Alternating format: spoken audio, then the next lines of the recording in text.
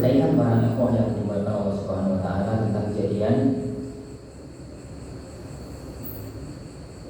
3 hari atau 2 hari sebelum hari raya di Gaza, Palestina. Dan itu adalah sudah kesekian kalinya dari peristiwa-peristiwa masa lalu tentang pergolakan antara Palestina dengan satu negeri yang menyebut dirinya dengan negeri Israel, orang-orang Yahudi. Kenapa mereka itu kok sampai berbuat brutal semacam itu? Siapa sebenarnya bangsa Yahudi? Siapa sebenarnya bangsa Yahudi? Anda akan berbicara tentang satu masalah yang kalau boleh diberi judul Al-Bidayah wal Nihayah Anil Yahud, secara awal sampai ujung perjalanan orang-orang Yahudi. Mudah-mudahan waktunya cukup. Kalau nggak cukup, kapan-kapan terus. Jadi kita akan bicara, mumpung sehangat-hangatnya kasus Gaza, hangat-hangatnya kasus Palestina, kita bicara tentang siapa sebenarnya bangsa ini, dari mana mereka berasal, bagaimana sejarah mereka, bagaimana mereka sampai mengklaim Palestina itu adalah negeri mereka, bahkan pernah mencuat Madinah itu negeri mereka, dan bagaimana akhir dari ujung kehidupan mereka nanti di akhir zaman, nanti di akhir zaman. Baik, para penasihat Allah wa iyyakum, bicara tentang bangsa Yahudi. Allah Subhanahu wa taala itu tatkala menyebutkan bangsa Yahudi ini dalam Al-Qur'an, Allah menyebutnya dengan Yahud. Jadi al-Yahud. Kadang-kadang Allah menyebutnya dengan alladzina hadu. Ya sama artinya orang-orang Yahudi. Kadang-kadang Allah menyebutnya dengan Bani Israil, anak keturunan Israel. Dan Israel itu adalah Yakub alaihi salatu wassalam. Karena il gitu ya, dalam ini bahasa Ibrani artinya adalah Allah. Israel itu adalah hamba Allah atau kekasih Allah, dan itu adalah nama Nabiullah Yakub. Jadi Abdullah itu dalam bahasa Arab, Israel itu dalam bahasa Ibrani, dalam bahasa Ibrani, dan bahasa yang dipakai oleh Taurat yang dulu awal-awalnya. Itu kadang-kadang Allah menyebutnya dengan Bani Israel, kadang-kadang Allah menyebutnya dengan ya ahlal kitab. Jadi kadang-kadang Allah menyebutnya dengan kaum Musa, kaumnya Nabi Musa. Itu istilah-istilah yang Allah menyebut mereka dalam Al-Quran Al-Karim, Al-Karim. Dari mana sejarah mereka berawal? Sejarah mereka berawal tidak bisa dilepaskan dari sosok Abul Anbiya, bapaknya para nabi, Nabiullah Ibrahim alaihi salatu wassalam. Kita tahu bahwasanya Nabiullah Ibrahim, yani Allah, yani Subhanahu wa taala menjadikan beliau terlahir di negeri Babil. Di negeri Babil, negeri yang kita menyebutnya Babilonia. Babilonia itu negeri yang sekarang masuk kawasan Irak dan sedikit ke barat. Irak sedikit ke barat itu masuk wilayah Syam. Itu dulu namanya negeri Babil, negeri Babilonia, negeri yang di sekitar area daerah Efrat dan Tigris. Itu negeri Babil. Di situ ya beliau lahir. Di situ, di tempat itu beliau lahir. Kisah sebelumnya dengan apa kita bahas, karena itu nggak ada kaitannya dengan kisah ini. Intinya Nabi Ibrahim alaihissalam itu diutus oleh Allah Subhanahu wa taala menjadi seorang nabi, dan beliau menikah dengan seorang wanita namanya Sarah. Sarah itu wanita yang amat sangat cantik jelita. Jadi amat sangat cantik jelita. Pokoknya sangat cantik sekali. Jadi Nabiullah Yusuf alaihissalatu wassalam itu kan cucu Nabi Ibrahim dari jalur sama, bukan dari jalur Hajar, dari jalur sama. dan beliau itu pantang semacam itu mewarisi Sarah. Istri Rasulullah SAW ada yang dari keturunan Sarah. Siapa? Istri Rasulullah SAW ada yang dari jalur keturunan Sarah. Siapa? Sayyidina ketatnya Aisyah. Siapa? Usainah. Siapa? Siapa? Sofia. Sofia bintu Huyai. Ini Sofia bintu Huyai. Jadi tatkala Ibunda Aisyah radhiyallahu anha itu sedang jengkel kalau Sofia itu tidak bisa mencela kecantikannya. Ya kan memang cantik sekali. Ini sampai suatu ketika tatkala dia sedang jalan-jalan sama Rasulullah SAW. Jadi maka Aisyah itu mengatakan, ya Rasulullah, Sofia itu cantiknya cantik, tapi yo pendek. Jadi cantiknya yo cantik, tapi pendek. Dalam arti mencari kecantikan nggak bisa, memang sangat cantik jelita. Jadi garis keturunan dari Sarah, ngomong-ngomong, ya Sarah dari Sarah. Nabi Ibrahim alaihissalam awalnya itu dari negeri Babel, kemudian akhirnya tinggal di area sekitar Baitul Maqdis di daerah Palestina, karena Palestina dengan Babel itu satu kawasan, pepet di daerah itu. Suatu ketika beliau ada keperluan untuk pergi ke negeri Mesir. Palestina dan Mesir itu apa nih? Tonggo Indonesia Malaysia. Hanya nggak melewati lautan, ya nggak melewati lautan, bisa lewat jalur darat. Jadi ke negeri Mesir. Negeri Mesir ketika itu negeri musyrikin, orang-orang musyrik, dikuasai oleh seorang raja yang zalim, dan zalimnya Ridwan. Zalimnya itu Ridwan. Jadi tidak ada satupun wanita cantik yang ada di negerinya kecuali akan direbut. Nek wanita ini punya suami, suaminya dibunuh. Nek gak duwe suami, misalkan punya kakak, punya bapak, punya adik, biarkan aja. Tapi punya suami, suaminya itu dibunuh. Beliau Nabi Ibrahim ada keperluan, singkat cerita aja, ada keperluan untuk datang ke negeri Mesir. Sampai di sana, Nabi Ibrahim itu sudah ngomong sama istrinya Aisyah, nanti kalau kamu ketangkep, bilang kalau saya itu saudaramu. Aku akan mengatakan kalau kamu itu adalah saudaramu. Dan memang benar, saya nggak bohong. Karena di negeri ini Muslim cuma ada dua, saya dan kamu. Semuanya orang musyrik. Kita adalah saudara seagama, saudara seagama. Benar. Karena raja ini punya apa? Punya mata-mata di mana-mana, melihat ada wanita yang sangat cantik masuk ke negeri Mesir, mereka segera lapor, wahai sang berduka, masuk ke negeri Anda seorang bidadari, seorang wanita yang tidak layak kecuali jadi permaisuri. Yus mana tangkap, ditangkap sama Ibrahim, dibilang ini siapa? Ini saudara, akhirnya dibiarkan. Maksudnya nggak dibunuh. Singkat cerita, ini raja itu ingin memperkosanya, ingin menggaulinya, tapi kemudian Allah menjadikan dia stroke, gitu. Jadi tiba-tiba koi patung kali berat, tiba-tiba koi patung. Dia jadi kepada Sarah, yang untuk jadi berdoa kepada Tuhan agar dilepaskan. Akhirnya dia terbebas. Karena saking cantiknya Sarah, pengen gauli lagi, terkunci lagi tangannya sampai 3 kali. Kemudian dia minta maaf dan ngomong sama anak buahnya, sama pasukannya, kalian membawa keagamaan itu jin bukan manusia. Yang kalian bawa ini adalah wanita jin bukan manusia. Akhirnya Sarah dilepaskan dan sebagai rasa maaf yang Sarah diberi seorang budak wanita namanya Hajar. Jadi Hajar itu budaknya Sarah, ingat ya, bukan budaknya Ibrahim. Jadi suami istri itu, ini budak itu dewi-dewi, bukan milik suami istri ini. Jadi Hajar itu budaknya Sarah, bukan budaknya Ibrahim alaihissalatu wassalam. Singkat cerita, pulang ke Palestina. Lama berumah tangga, nggak punya anak. Lama berumah tangga itu nggak punya. Padahal Nabi Ibrahim itu Abul Anbiya, bapaknya para nabi, ini Khalilullah, ini kekasih utamanya Allah Subhanahu Wa Taala.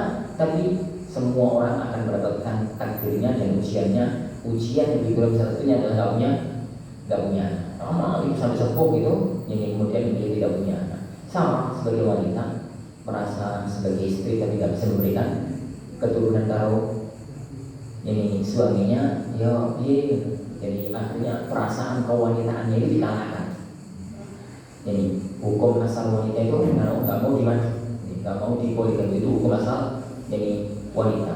Tapi karena melihat suaminya yang baik, yang bakti, yang menyenangkan kepada dirinya, kok gak punya anak, masa nih akhirnya dipersilahkan jadi Ibrahim alaihissalam untuk nikah, tapi dipilih jadi seorang wanita yang kira-kira tidak akan menggeser kedudukan Sarah di hadapan Ibrahim. Jadi gak bok no, kan sing ayu sing di sing roga sing di. Jadi disuruh untuk nikahi Hajar. Dan sejenenge budak, yo orang sing ayu. Budak itu orang sing ayu. Jadi maunya itu adalah punya istri dua, tapi status istri yang kedua ini awalnya adalah budak yang pertama, dan budaknya Sarah yang kedua, yang ketiga secara fisik dari Sarah jauh lebih cantik dibandingkan dengan Dewi. Singkat cerita, setelah punya istri dua, maka Allah memberikan anugerah putra untuk Nabi Ibrahim dari rahim siapa? Dari rahim aja. Lahirlah seorang anak namanya Ismail. Diberi nama Ismail.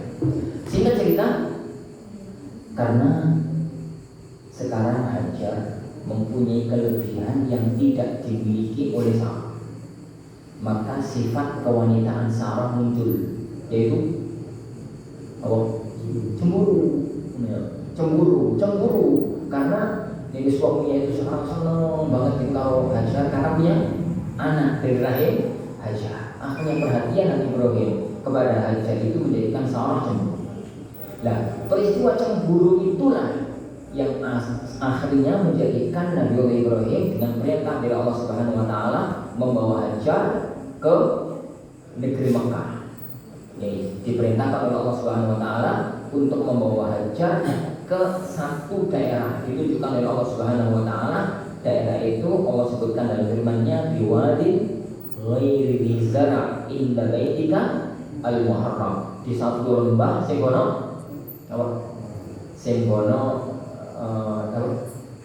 tidak ada tanaman sama sekali, di tempat inda baitikal muharram, di rumah engkau yang suci, Baitullahil Haram. Para ulama berselisih pendapat tentang apa arti inda baitikal muharram, karena tatkala itu Ka'bah belum ada. Ada dua kemungkinan makna yang ditafsirkan oleh para ulama kita tentang ayat ini. Kemungkinan makna yang pertama adalah bahwa inda baitikal muharram, di satu lembah tempat, jadi Baitullahil Haram adalah satu lembah yang di situ nanti akan dibangun Ka'bah. Jadi tafsir yang masyhur. Ini tafsir yang masyhur di kalangan para ulama. Tapi sebagian orang mengatakan inda baitikal muharram, di satu lembah yang di situ memang letaknya Ka'bah. Dan ini mazhab yang kedua di kalangan para ulama yang mengatakan bahwa Ka'bah itu dibangun di zaman Nabi Nuh. Jadi di zaman Nabi Nuh kemudian hancur dengan banjir bandang dan kemudian dibangun kembali oleh Nabi Ibrahim alaihissalam. Lepas dari masalah itu, yang penting Ismail dan Hajar tinggal di situ. Nah, Nabi Ibrahim alaihissalam itu sering datang gitu ya ke putranya Ismail itu, sehingga kisah-kisah yang ada itu masyhur dalam kitab-kitab sejarah. Kita kembali kepada istri Nabi Ibrahim yang ada di Palestina. Seperti Hajar dan Ismail, maka Sarah hamil, lahirlah Ishak. Lahirlah Ishak. Dari Nabi Allah Ishak inilah lahir Yakub. Dari Nabi Allah Ishak inilah lahir Nabi Yakub. Lah, Nabi Yakub itu memiliki 4 istri. Jadi salah satu istrinya itu yang punya anak siapa? Yusuf dan Bunyamin. Yusuf dan Bunyamin itu anak kandung, saudara kandung. Ya. Sedangkan saudara-saudaranya yang lain itu adalah saudara sebapak, dengan Nabiullah Yusuf. Sehingga terjadilah peristiwa yang Allah ceritakan panjang lebar dalam kisah Nabi Yusuf. Terjadilah peristiwa yang Allah ceritakan panjang lebar dalam kisah Nabi Yusuf. Nabi Yusuf itu wonge bukan, fisiknya ganteng. Bunyamin rodok ganteng tapi gak kayak Nabiullah Yusuf. Jadi gak kayak Nabiullah Yusuf. Nabi Yusuf itu yang mewarisi fisiknya sama.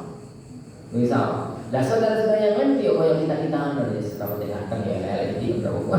Jadi kita yang biasa. Lah, Nabiullah siapa? Nabiullah Yusuf itu, Nabiullah Yakub punya 12 anak. Nabi Yusuf ini wong wis ganteng, bocah pinter, terus manut. Arep jadi nabi mosok nakal. Jadi nabi nakal. Itu ora pantes. Jadi apa itu? Calon nabi itu dari kecil itu udah kelihatan. Calon ulama dari kecil udah kelihatan kok. Coba munculkan satu ulama, bayi itu udah kelihatan. Sejak kecil itu udah kelihatan bahwasanya dia dipersiapkan oleh Allah jadi seorang alim. Jadi seorang alim. Imam Nawawi ini rahimahullah taala pada waktu masih kecil itu dijak dunia baru kancing-kancing itu nangis. Mau layangan, aku nangis. Pagel. Jadi kalau kamu itu teman-teman itu dan sejak kecil memang sudah Allah persiapkan. Syekh Utsman Ibnu Taimiyah rahimahullah taala dan para ulama itu memang dari kecil itu Allah persiapkan khusus. Jadi memang dari kecil itu calon ulama, calon nabi. Lebih daripada itu Allah sudah siapkan dari bayinya itu bahwa dia adalah calon seorang. Jadi wong ganteng, anake apik, pinter. Ya lumrahlah. Antum sebagai orang tua, duwe anak rolas. Si ono sing nakal, ono sing keluyuran, ono sing badung, ono sing manut, pinter hati.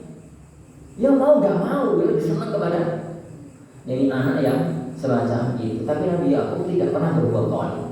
Nabi Yakub sama sekali tidak pernah berbuat zalim. Karena tuntutan keadilan kepada istri kalau istrinya lebih dari satu, dan tuntutan keadilan kepada anak kalau anaknya banyak itu untuk kebutuhan zahir.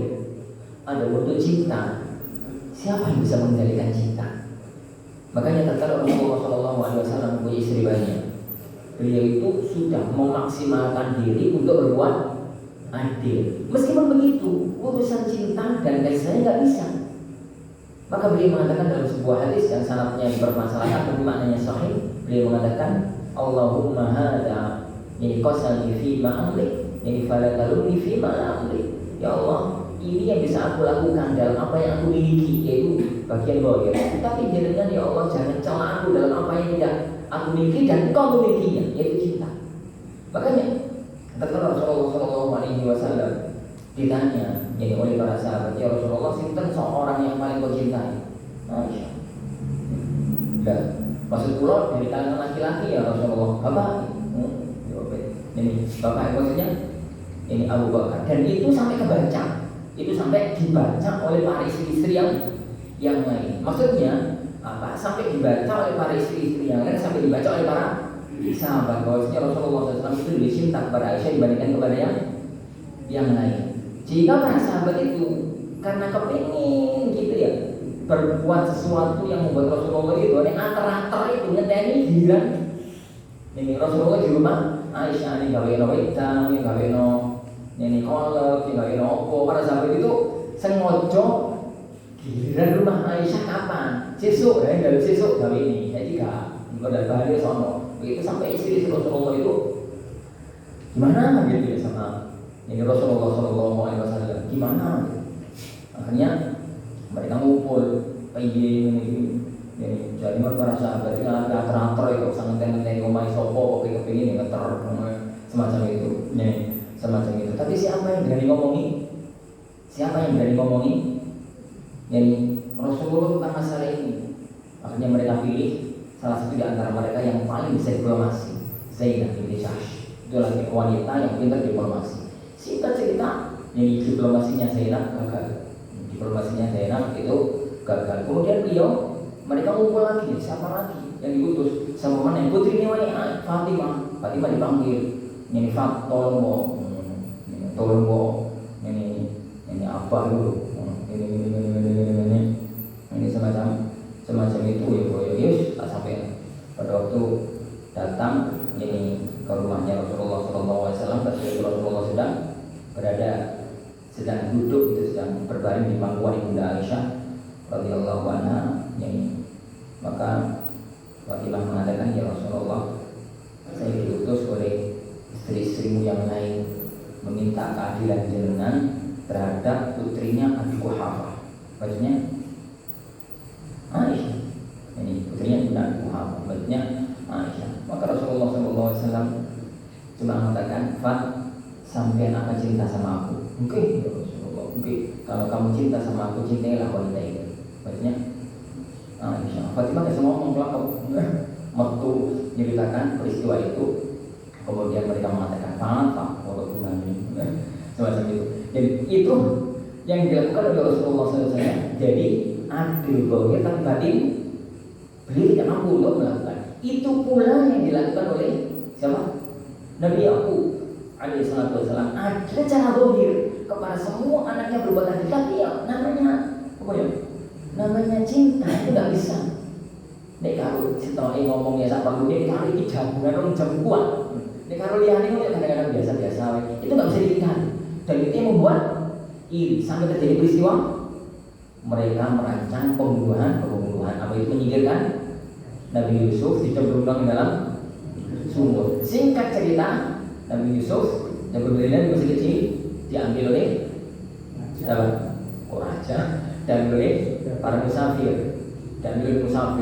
Ngambil air di sumur, nemu ada bocah ini, gak mungkin budak ganteng kayak ini. Wis tak langsung gawe ketemu bapak sambil mesin dol.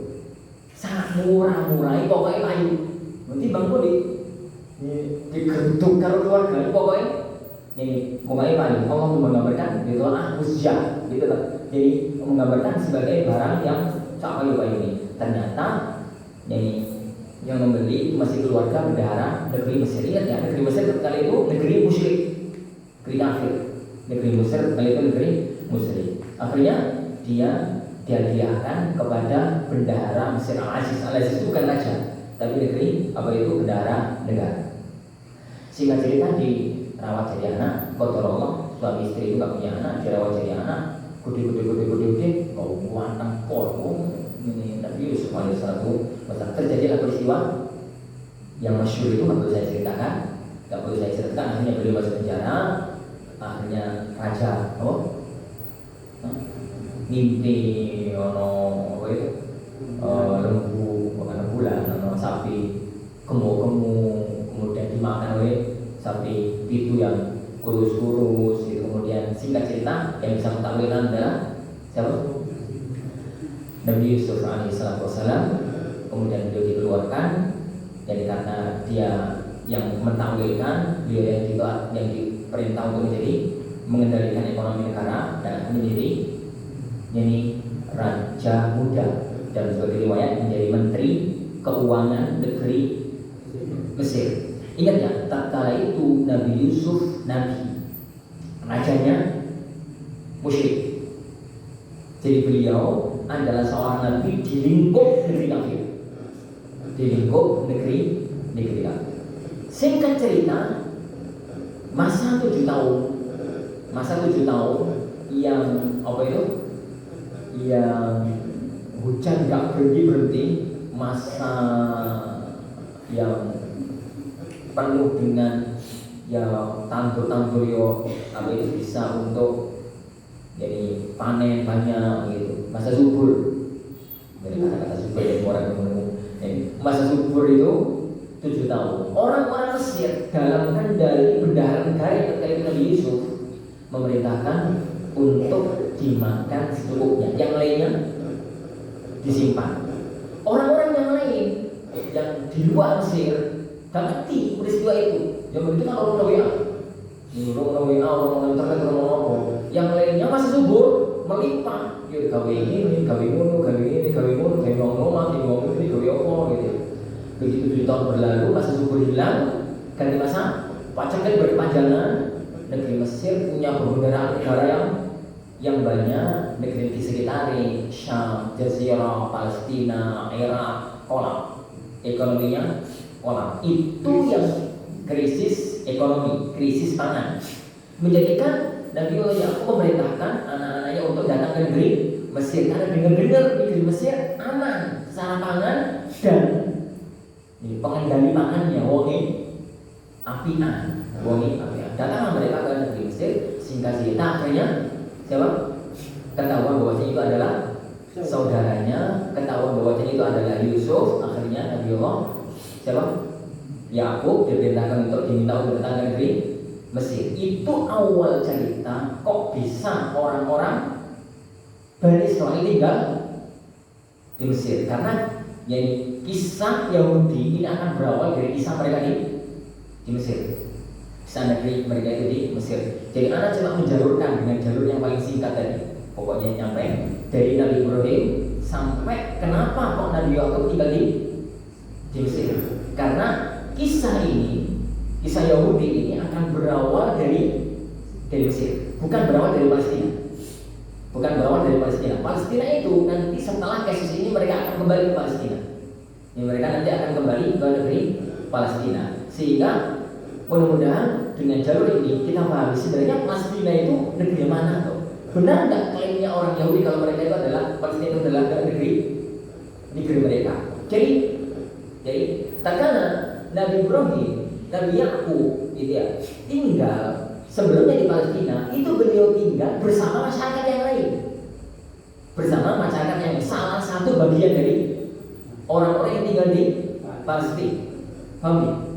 Dan Yakub, sedang itu bukan kawasanku dan bukan negeri anak keturunan anak, karena saya salah satu warga Palestina. Saya salah satu warga Sedayu. Nah, Nabi Yakub dengan keempat istrinya, itu salah satu warga Palestina. Yang kemudian setelah itu, tatkala Nabi Yusuf berhasil menjadi penguasa atau menjadi orang penting di Mesir, mereka diminta untuk datang ke negeri Mesir. Raja Mesir menyambut dengan bagus orang-orang yang datang dari negeri Palestina itu datang ke situ. Karena Nabi Yakub dalam kisahnya awal kedatangan itu cuma bapak, ibu, dan 11 bersaudara. Tapi kemudian kerabat-kerabatnya dijak kabeh.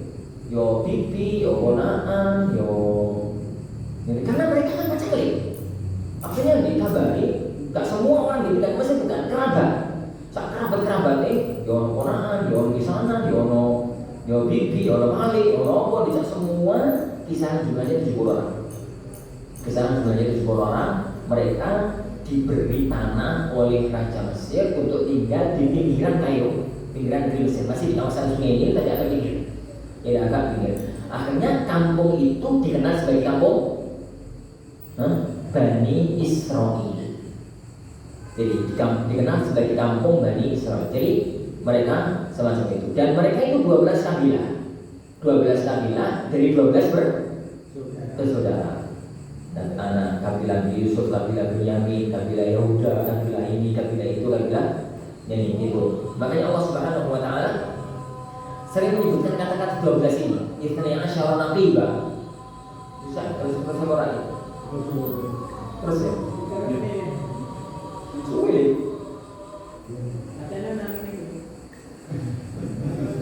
Ada juga. Tadi. Ya, sampai ini kayaknya bersambung juga, nggak nutup ini.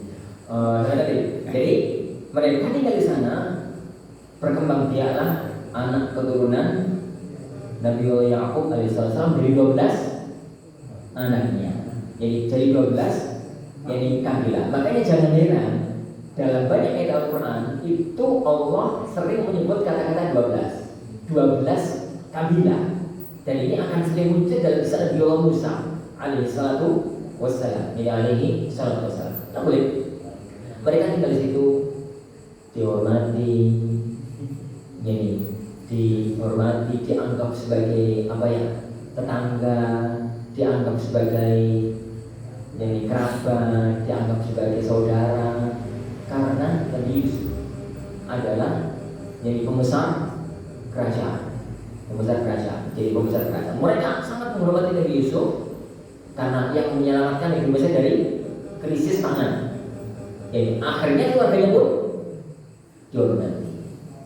Kisah ini kemudian berubah, jalur hidup ini berubah sepeninggal Nabi Yusuf alaihissalam. Tipikalnya orang Arab itu kan gak kayak orang Indonesia.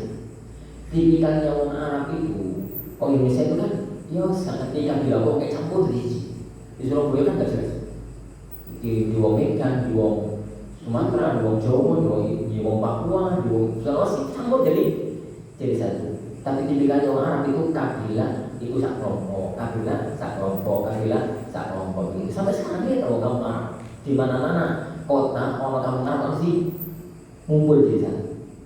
Surabaya itu Ampel, Bersih, daerah Ibu, daerah Malik Ibu, kemudian gimana? Pokoknya ngumpul. Nih Jakarta itu di Komunikasi Jakarta. Pokoknya ngumpul. Nah, jadi kayak kabilah di zaman jadi kampung kota Yathrib, Madinah di zaman Rasulullah SAW itu ada perkampungan Aus, ada perkampungan Khazraj, ada perkampungan Qaynuqa, ada perkampungan Bani Nadir, ada perkampungan Quraidah, ada perkampungan ini. Jadi mereka itu sak kampung gitu. Jadi sak kampung. Nek ono pernikahan silang kabilah, sing wedok pindah ke kabilah suaminya. Kalau cerita lanang pindah ke kabilah sing wedok. Jadi sing wedok itu pindah ke kabilah sing lanang terus nasab hilang. Makanya orang-orang Arab itu gak pada senang punya anak wedok. Kenapa? Nasab hilang. Jadi nah, orang itu kalau punya anak perempuan itu berarti dia punya anak. Makanya orang-orang kafir, orang-orang Mekah menyebut Rasulullah itu abtar. Abtar adalah orang sing nasabi putus. Orang sing nasabi putus. Contoh, Rasulullah SAW itu kan semuanya anak lagi, perempuan. Yang punya anak itu dua. Maksudnya dari semua anaknya,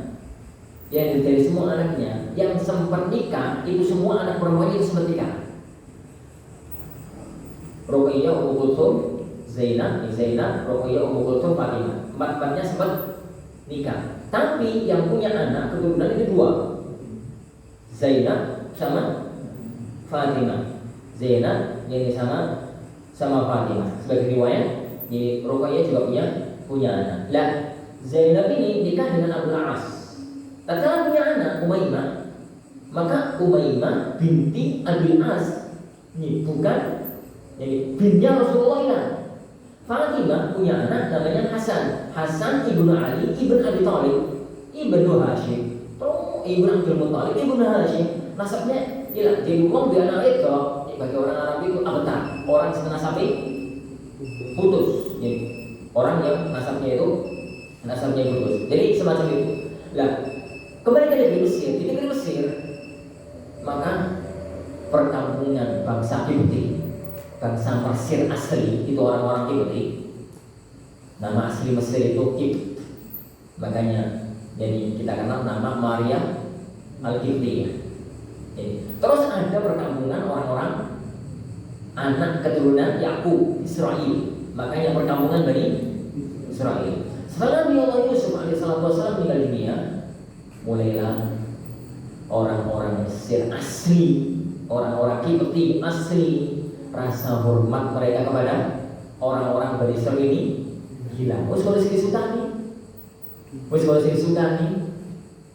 Jadi dan sampai sekarang tipikal orang Mesir tidak akan pernah mengangkat orang non Mesir untuk memegang jabatan apapun kecuali orang itu benar-benar.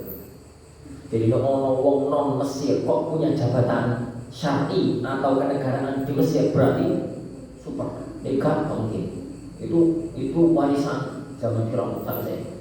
Warisan dari zaman itu sampai sekarang.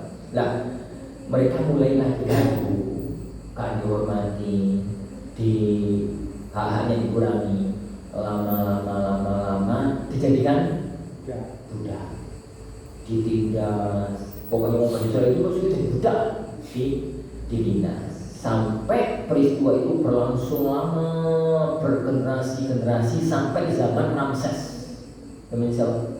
Ramses itu Raja Namrud, Firaun di era lahirnya Nabi Musa.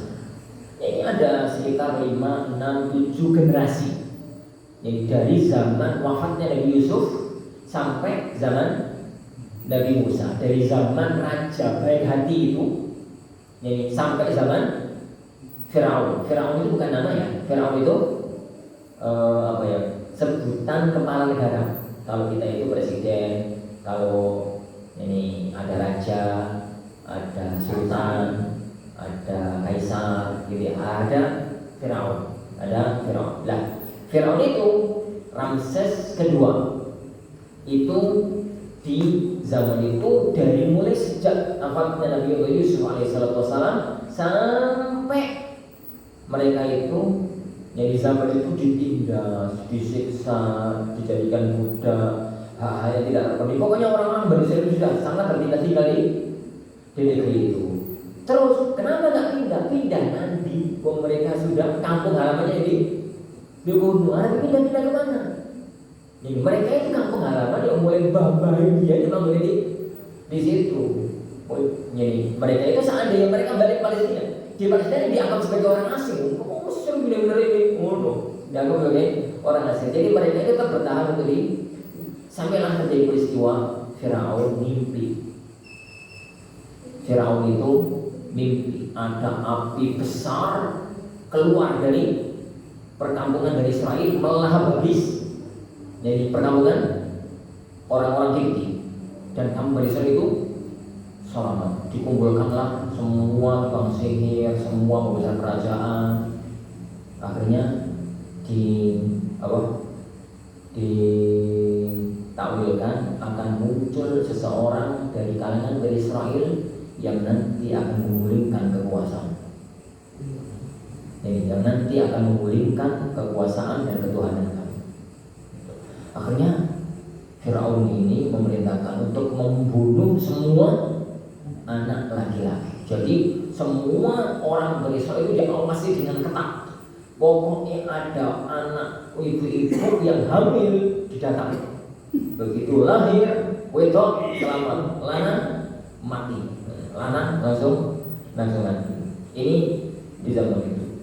Saking takutnya peristiwa itu, ibunda Nabi Yusuf Nabi Allah Musa alaihissalam ketika itu saking takutnya, kemudian dia pada waktu melahirkan anaknya ditaruh di tabut otak yono bolongan ini disoalkan, terus diilhamkan oleh Allah untuk dilempar ke sungai Nil, ditali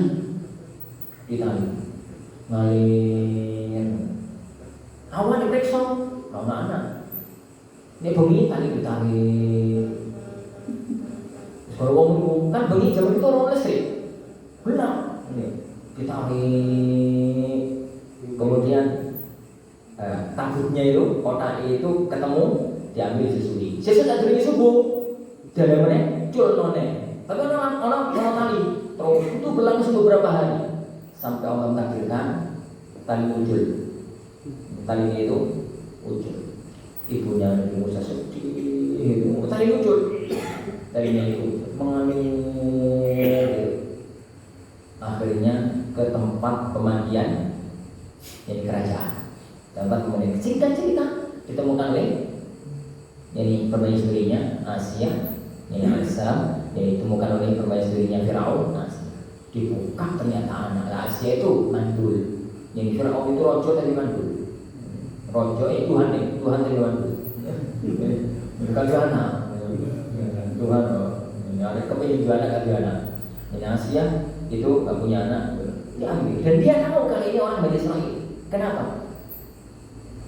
Wong Cino, nganggo Jawa, ya tetap ketahuan nih kok sini wong Cino, wong Arab, nganggo Jawa tetap ketahuan nih wong Arab. Jadi wong area Palestina, orang-orang area Syam itu dengan orang-orang asli iki bukti Mesir itu beda postur.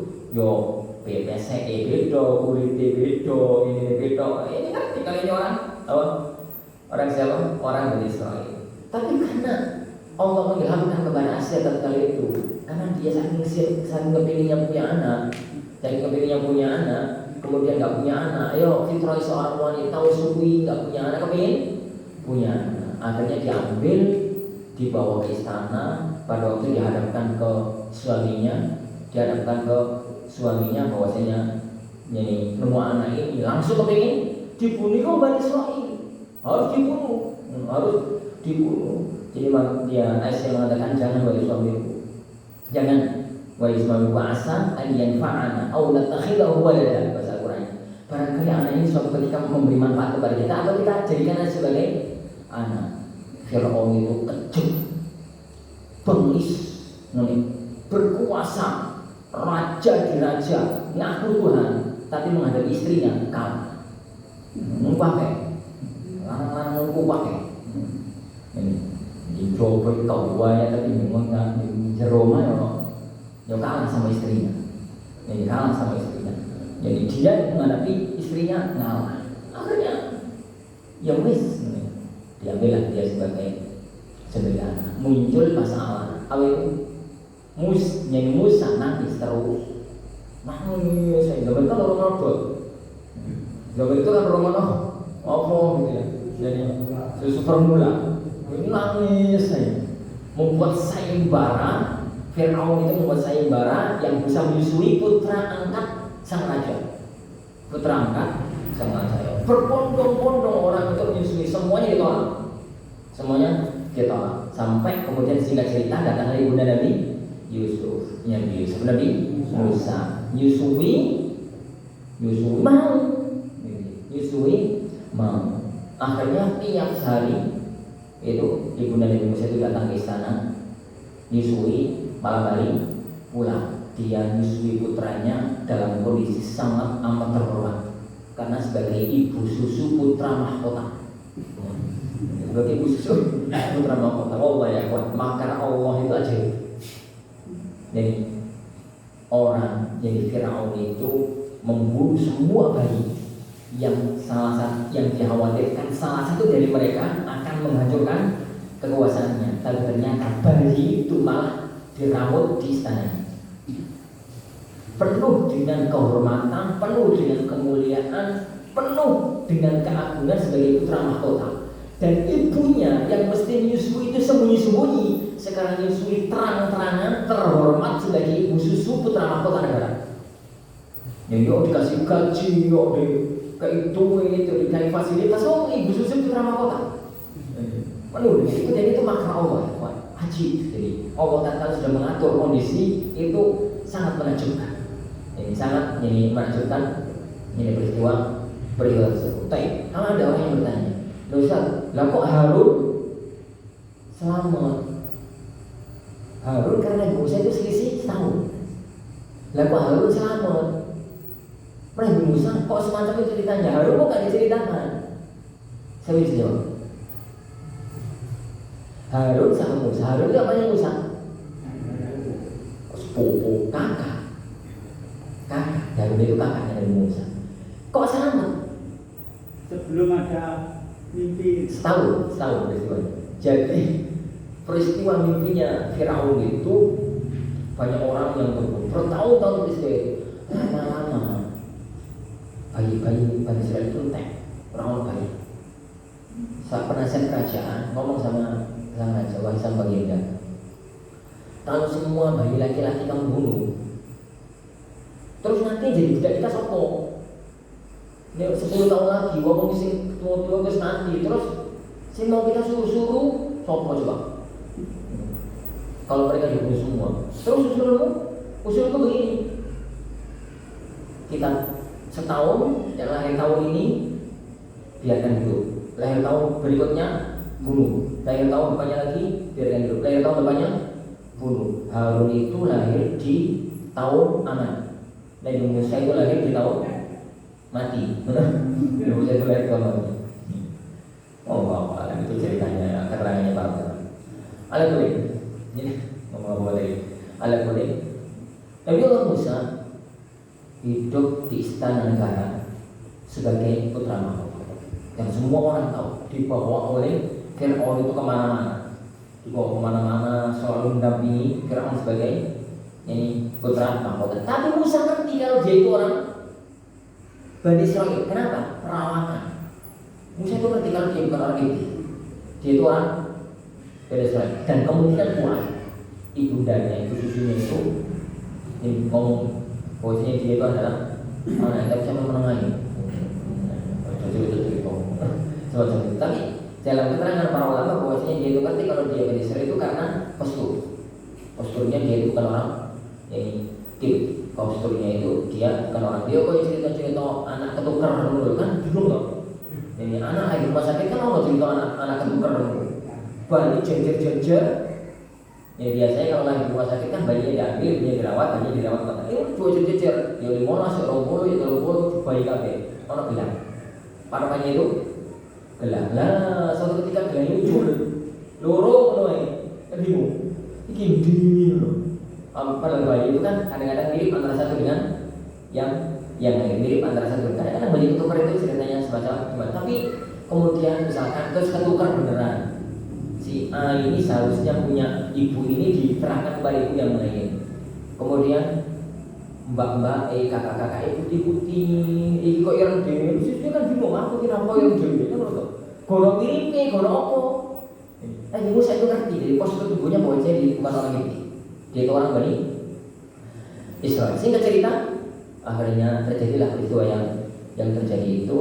Nabi Allah Musa pulang kembali dari Madian, diangkat menjadi seorang nabi, dan berawal dari itulah kisah heroik Bani Israil.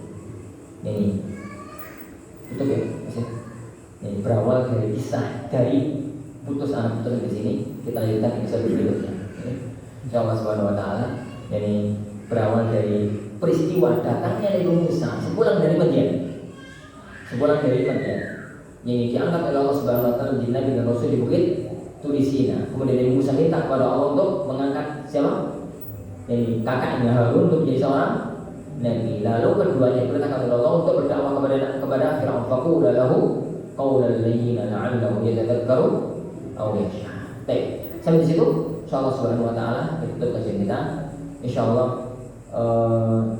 menjembatani jalur cerita bagaimana sampai dari Bani Israel itu dari peristiwa Mesir yang tertindas, mereka nanti menyeberang Laut Merah, kemudian terdampar di Jeddah sampai kembali masuk ke Palestina dan tinggal di negeri Palestina sampai zaman Nabi Sulaiman, Nabi Daud, Nabi Sulaiman, dan terakhir Nabi Isa alaihissalam. Dan bagaimana cerita mereka sampai kok ada di negeri Khaybar dan kota Madinah. Jadi sampai di negeri Khaybar dan sampai di kota Madinah sebelum kedatangannya Rasulullah SAW, dan bagaimana mereka sampai mendirikan Israel Raya. Kita lanjutkan pertemuan depan insyaallah Subhanahu Wa Taala.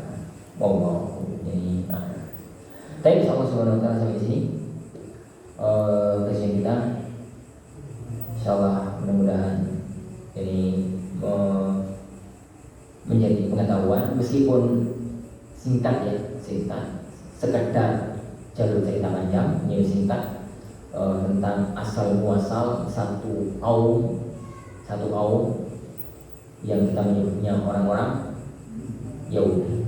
Jadi sampai ujung dari kehidupan mereka yang Anda sampaikan dalam khutbah yang kemarin, di akhir zaman mereka akan dibantai oleh kaum muslimin, dan tempat pembantaian itu di perbatasan Palestina Jordania. Peristiwa akhir zaman itu di perbatasan sungai, jadi di perbatasan antara Jordania dan Palestina, sambil mereka bersembunyi di balik batu, di balik pohon, dan terjadilah peristiwa akhir zaman yang dahsyat tersebut. Wallahu a'lam bishawab. Mudah-mudahan Allah Subhanahu wa taala memberkahi kita semua. Dan ini cerita ya. Ajar itu kata mana nih? Mata permisi. Hah? Ajar. Bukan. Bukan ini. Jadi Hajar itu budaknya raja. Budaknya raja. Budaknya raja yang dihadiahkan oleh raja tersebut kepada Sarah. Akhirnya sama Sarah sampai boleh dibawa ke negeri Kanaan. Dibawa ke negeri Kanaan, lalu terjadilah peristiwa tadi. Kayak tatkala Rasulullah SAW itu di tahun ke-7 Hijriah, jadi pasca Hudaybiyah. Hudaybiyah itu kan Hudaybiyah itu kan bulan Dzulqa'dah tahun ke-6 Hijriah. Jadi terjadi gencatan senjata, Rasulullah SAW kemudian pulang melewati Dzulhijjah. Awal jadi tahun ke-7 terjadilah perang Khaybar. Dahsyat itu perang Khaybar itu bulan Muharram tahun ke-7 Hijriah. Nah, pasca perang Khaybar itu Rasulullah SAW sudah merasa aman dari gangguan orang-orang musyrik karena gencatan senjata, dan sudah merasa aman dari gangguan orang-orang Yahudi karena 3 kabilah Yahudi sudah habis dan kabilah Yahudi terdekat sudah hancur, yaitu di Khaybar. Merasa aman, maka Rasulullah SAW akhirnya mengembangkan dakwah secara damai lewat surat dakwah ke Kaisar Persia, salah satunya ke Mesir, ke Muqawqis, ke Raja Mesir. Nah, pada waktu diutusnya utusan Raja Mesir, maka Raja Mesir menerima surat itu dengan bagus. Sayang dia kepada Islam. Dalam pendapat yang terkuat, Muqawqis sama Islam tapi menerima surat itu dengan bagus. Utusannya diberi balasan surat, yakni diterima surat dengan bagus, ini sebagai tanda persahabatan, dan dikasih hadiah. Hadiah itu adalah keledai atau unta, yaitu 2 ekor sama budak 2 orang. Budak itu salah satunya adalah Maria Al-Qibtiyah. Maria Al-Qibtiyah itu adalah, jadi itu yang kemudian diadakan kepada Rasulullah SAW dengan kisah yang pertama ini. Wallahu a'lam. Ini Islam. Insyaallah kita lanjutkan pertemuan depan di Rabbina Tabaraka.